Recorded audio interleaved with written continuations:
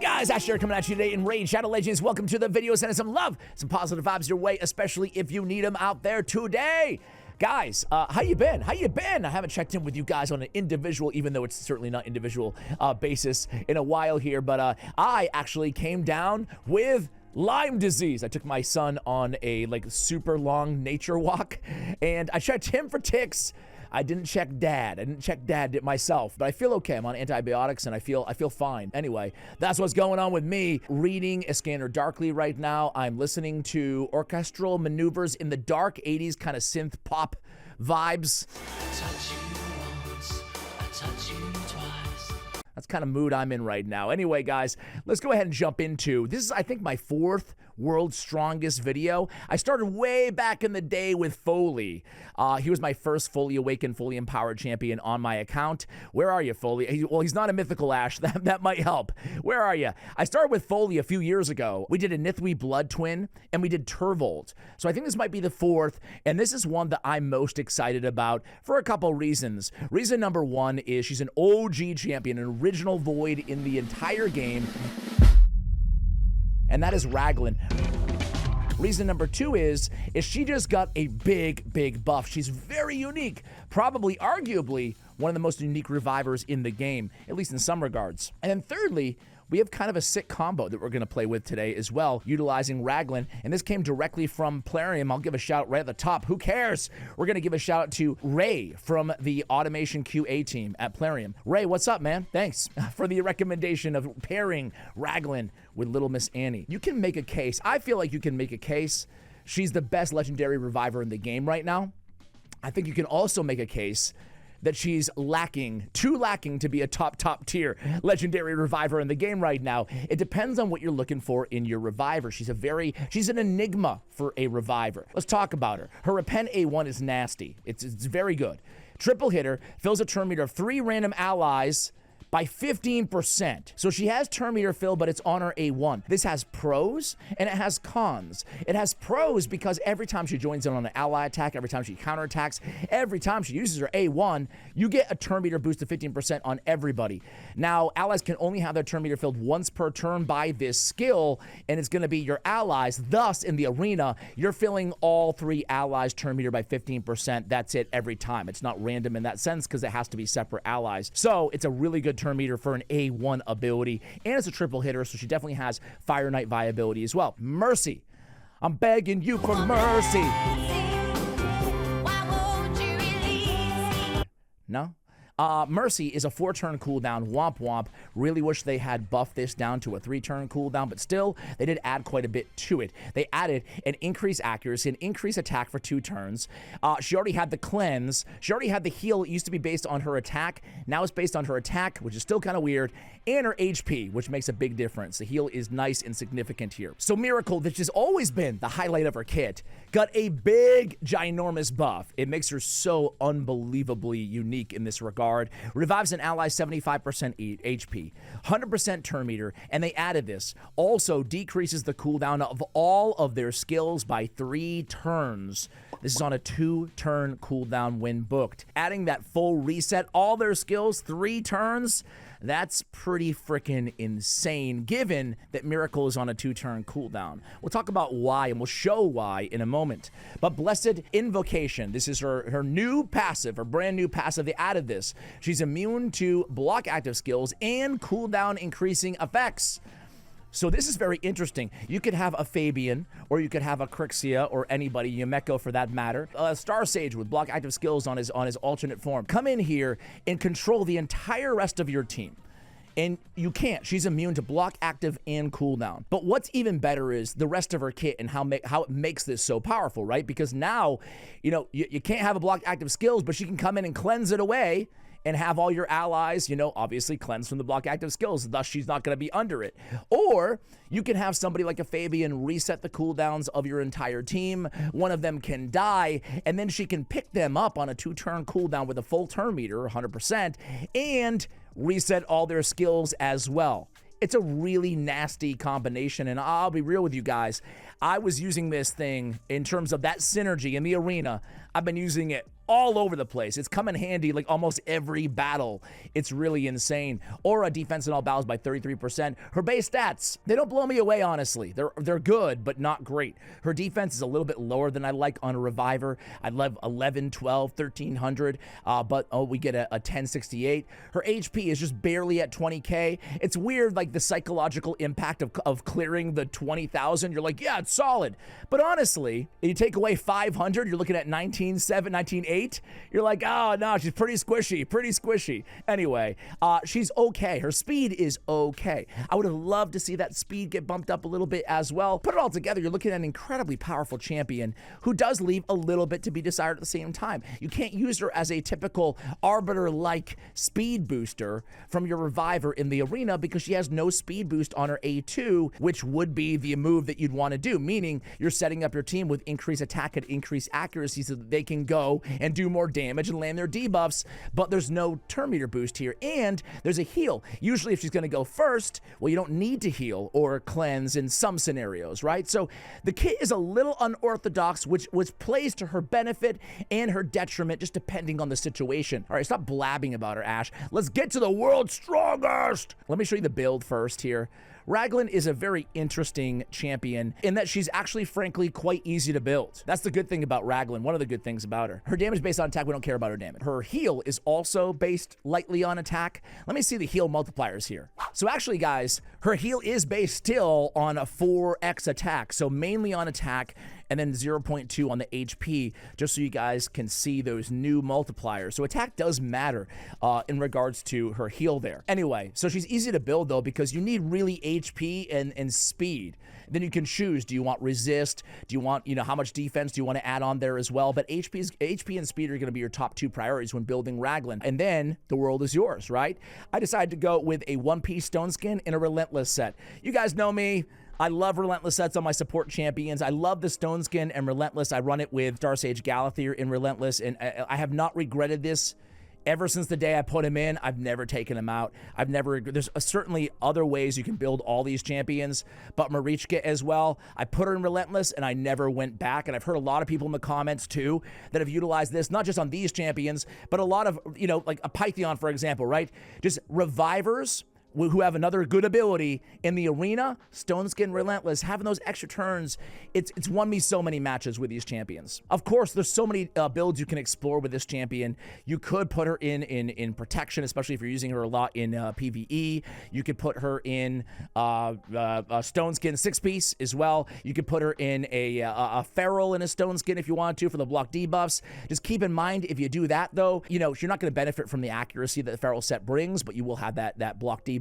I would go Lightning Cage if I went with the Feral set with this build. If I went Feral and Stone Skin, I would change from Life Harvest to Lightning Cage. But I do go Life Harvest on her for a blessing. I think that Life Harvest, especially at 6-star, we could say that about almost every blessing, right, is so underrated. It's so powerful, especially on a team where, or on a Reviver for that matter, where you think you might outlast the opponent that's built to go the long haul. On an Arbiter team, you probably don't need a Life Harvest, because if you don't win quick, you're probably not going to win the match every time. But on teams that are a little bit on the tankier, maybe a go second team, or, like a team like we're going to be showcasing today, man, your opponents, they're going to be reviving a lot more than you think, right? Like in the abstract, before you have Life Harvest on your squad, you're like, okay, well, once in a while it will proc. No. Revivers in this game, they're reviving all over the place. Think of Marichka for that matter. Destroys enemy max HP, scaling from 10, 20, 30, and 40%, and then fills the turn meter of this champion by 10, 20, or 30%, depending on level. So she gets a big turn meter boost every time somebody's revived, and a 40% destroy max HP, even at 30. That adds up. You can kill them with the Life Harvest. Life Harvest is so nasty. I have HP on the gauntlets. I have HP and resistance on the chest. I have speed with HP ascension on the boots. I have resist on the banner. I have HP on the amulet, and I have more HP and more survivability on the ring. Total stats are going to be 124k on the HP, 3,627 on the defense, 341 on the speed, and 720 on the resistance. Of course, This game is a game of sacrifices and choices. We can decide if we want to punt some of that resistance, considering she can't be, cooldown reduced and block active skills anyway. Well, we could in favor of more defense, speed, and HP. But I wanted to have her resist because I can't have her getting stunned and CC'd anyway. That's not going to help me out considering she's the cleanser on the team. So I did want to prioritize having as much resistance as I could get on her as well. Wand of Submission, surprise, surprise. I actually thought about throwing this bad boy on her. The Zivia's Servitude, right? Which is going to, let me put it up on the screen. Enemies cannot land critical hits on the wearer if the wearer's HP is below 15%. It's really interesting. I really like this relic, and we can get it up to what, 30% at level 12. That's pretty cool, but it's best served on a reviver that has a built-in fail-safe mechanism to keep them alive, where we can ensure, or with a swift parry set or something like that, right? That way we can ensure they're able to heal themselves as well. Raglin doesn't have that, so we want Wand of Submission.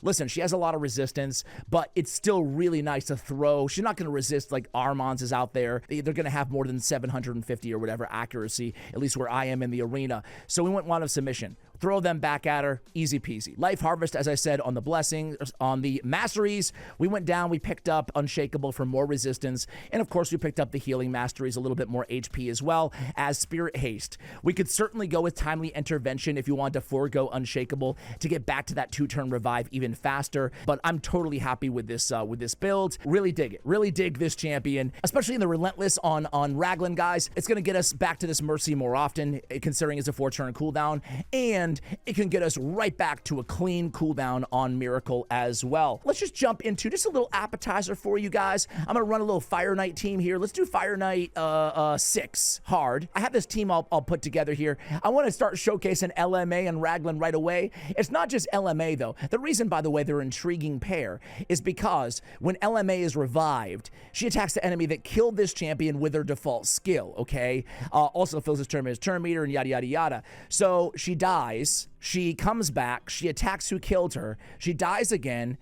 She gets revived by Raglin, full cooldown again. She attacks who killed her again. You can just chain all those attacks together. But it's not just Little Miss Annie. Think about it. Anybody who's dying on our team, we bring them back with a full turn meter with all their skills 3 turns, usually a full reset. Let me come back to you when we get to the Fire Knight just so we can see how this team works. All right, guys, so no presets here, just slap the team together. So who knows which order. Again, Raglin goes right in and you get the 15% on 3 allies turn meter boost. I mean, that is so huge, basically everywhere in the game. It's not limited to just arena or anything like that. I mean, getting that turn meter fill on the A1, look at this. Ally attack, of course she doesn't join in, but had she joined in, we would have got another 15% turn meter increase. Raglin plus ally attackers is a very good combo. Any ally attackers, right? Because you're going to be filling everybody's turn meter as well. Here comes LMA just doing what she does. Another extra turn proc. We get a turn meter as well. I don't know if we'll go before the Fire Knight. Oh, we do. Get another hit or two in there. Oh, get a big LMA hit in there too. Oh, man. Again, turn meter fill. Boom, boom, boom. Can we get another one in? We can. We're going to put that Fire Knight down. Or are we not? Damn it. Come on, man. Really? After my emphatic ending there? Come on. Come on. Get that shield down. Okay. There we go. LMA says, who cares about the shield? Man, we could have probably just easily handled stage 10 there, huh, with the squad.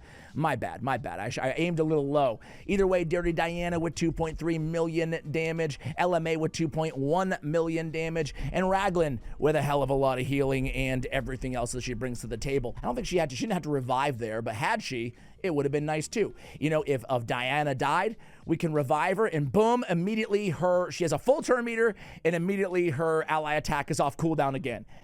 Pretty freaking nasty stuff here. All right, guys, here we are in the arena. We are in Classic Arena Platinum Shadow Arena because it's only an hour and a half left on the season. So everything is, players are all hidden, right? So let's get a fresh slate here and work our way up and see what we can do. We have a very, very fun team. We have Lazarius, Raglin, Valkanen, and LMA.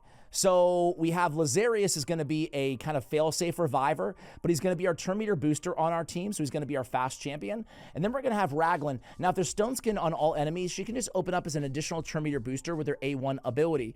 And then we have speed tuning here. We have LMA going next, so she can use her big attack, Playdate, hopefully kill somebody. And then we hand the proverbial baton to Valkynin to do what? Say it with me. He's going to kill little Miss Annie. If the target an ally, if the ally is alive, kills them, and then fills his turn meter by 75%, unlocks a secret skill where he can kill somebody and ignore all their junk and block revive. And then we revive LMA with Raglin. She comes back to life. She attacks with her pretty nails whoever killed her, and then she has the play date ready and reset to go again. All right. Hopefully it works. I don't know. We got to deal with stupid Fabian, though. That's the only problem. All right, so I'm actually going to go in here, and I'm just going to A1 as a turn meter boost here.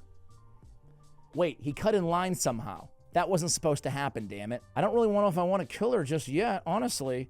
I'm going to go with the A2 instead. I was hoping I could kill at least Fabian with that A2. Damn it! All right. Not exactly according to plan. I'm going to switch forms and go evasive measures. Oh, man, I still can't get a damn kill. Well, that pretty much ruined me. All right, let's go in here and, oh, golly. Oh, Leo, you are the worst. Can I get through that? I can. I just needed Fabian dead, honestly. All right, let's come in here. Get a heal on everybody. Ooh, they go alternate form with Star Sage. We're immune to block active skills, which is nice, but we shouldn't have just used the damn... I didn't know he was going to switch forms. Let's kill him. Hopefully. Okay. We're still in this in a big, big way. Who killed LMA? It certainly wasn't Star Sage. I think I need to... Yeah, let's just get her back. Let's just get her back. Oh, of course it was. Of course it was Raph with the counterattack, but it's okay. We're okay. We get petrification on Raph. Now we can come in and boom. And then we can come in and, okay, it wasn't exactly like we wrote it up here. I'm not going to lie to you guys. I should have probably just killed Leo, huh? I get the extra turn. That was huge. I can pick up Laz. Leo? Leo! Very scary, Leo. Let's go with a... I'm not really... I just want to work on Leo here. Okay. Everything's under control. Get rid of... Okay. And then, yeah, let's get that heal up, please. You know how it is, guys.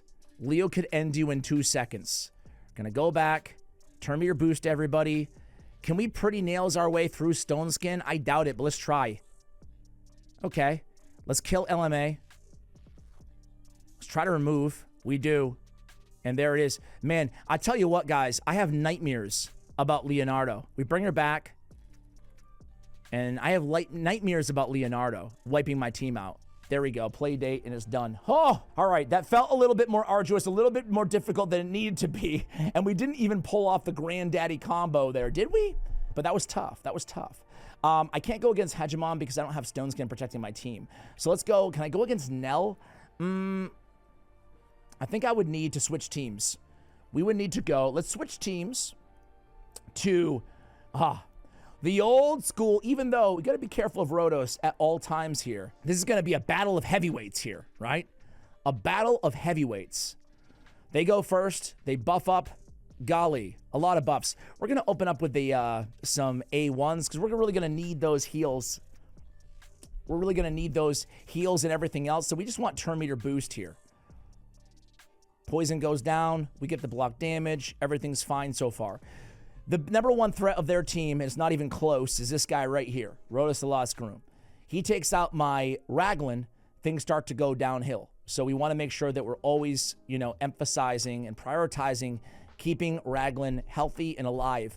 Keep in mind, we just revived there. What happened? Life Harvest. Now, granted, if there's one good counter to Life Harvest in this game, it's that girl right there, Marichka, with her heal that can restore. I mean, this team also has revives everywhere. By everywhere, I mean 2 of them. All right, so we die, but it's okay. We come right back. Come right back with a full turn meter. Fantastic.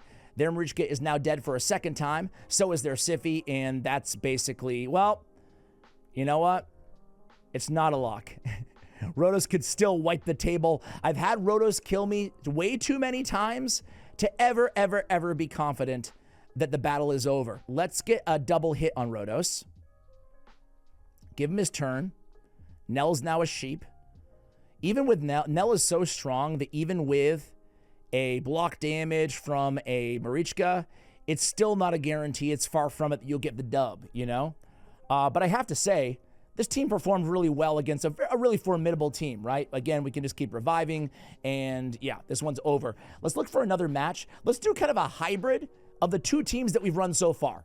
All right, guys, for a team like this, I actually lied. I want to put Baron in there. We're going to put Baron in there, another all Bannerlord team, but Baron has the ability to ignore block damage, which is obviously everywhere in the meta right now. So, especially for this guy, Nice, we'll really need that. Will come in handy with the Sky Piercer ability, right? So here comes the showstopper. We have the block damage for the bombs of Cometus. That works out fine. We're going to go ahead and cleanse those bombs with Raglin anyway. Kind of put up with the first onslaught here from the enemy team. We're going to come in here and we are going to use that A3 of Aislinn. We get that automatic activation again. So handy. And then we can really... It's tempting just to see what we can do with Sky Piercer, but I know a few things. We're only going to kill one of them, Cometus, because we're going to trigger the passive. We're going to get rid of the sheep of Armons, and Nice is only going to switch forms. Kind of want to save this till the second form. So what I want to do right now is I want to see if I can trigger the passive of Starsage. Okay, he switches forms. That's beautiful for us. We do get block active skills on everybody except for Raglin, but that's where that 4-turn cooldown really does hurt us a little bit.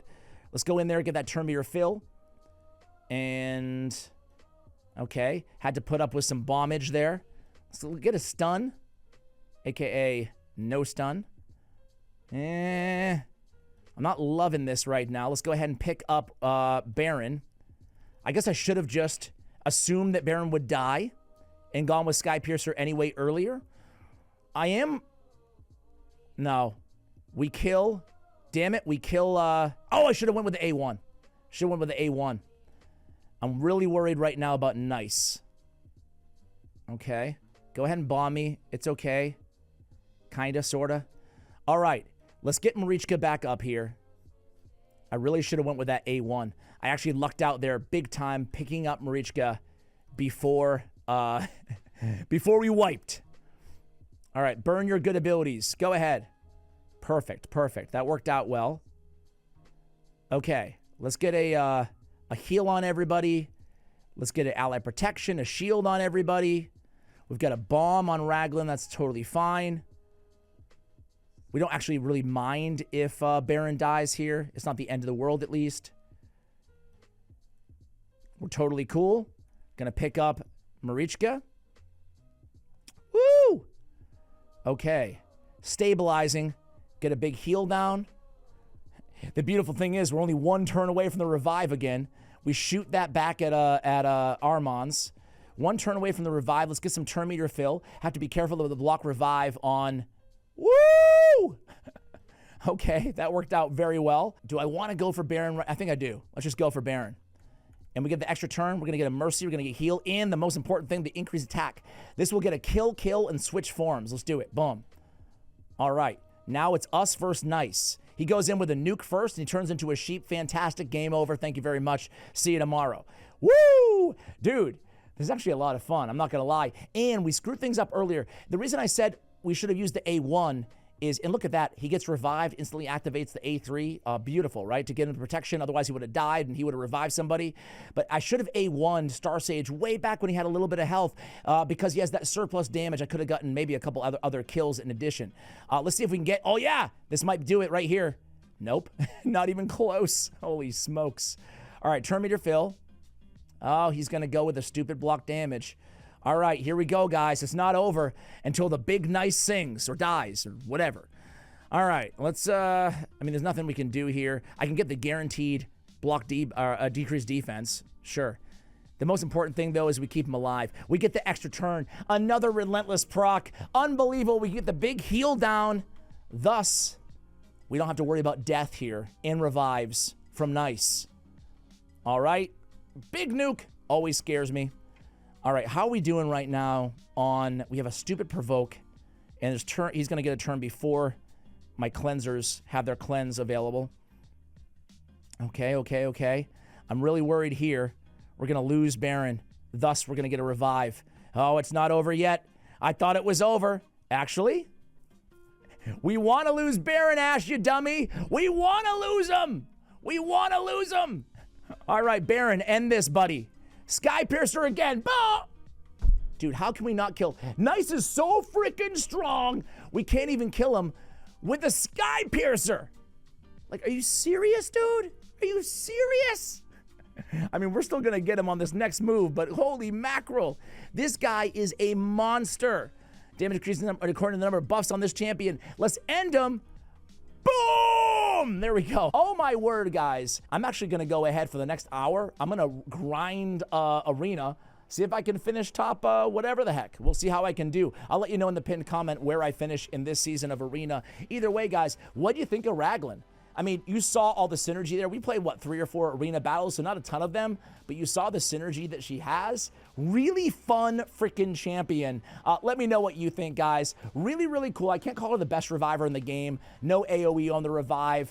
You couldn't have an AoE on a revive like this strong, but no AoE. Kind of an interesting kit. It's not perfect, but it's really unique, like I said in the beginning. Anyway, thanks for watching till the end of the video, guys. Much love, and as always, take care, guys.